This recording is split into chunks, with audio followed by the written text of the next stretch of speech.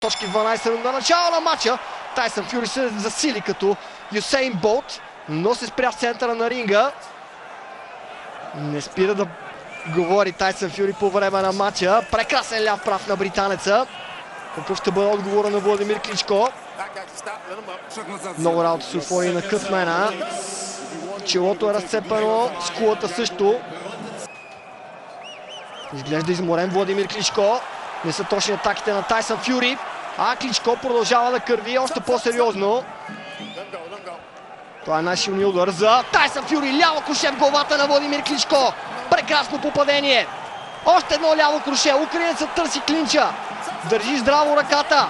Удар зад главата на Владимир Кличко. Няма сила в ръцете на Тайсън Фюри. Дясно круше. Прекрасно изпълнение на Владимир Кличко. Десен прав сега. Тайсън Фюри се опитва да се задържи. Изправен срещу много силен рунд за украинеца. Ляво круше. Точен беше шампиона. Точно с гонга. Край на този матч и двамата вдигат ръце.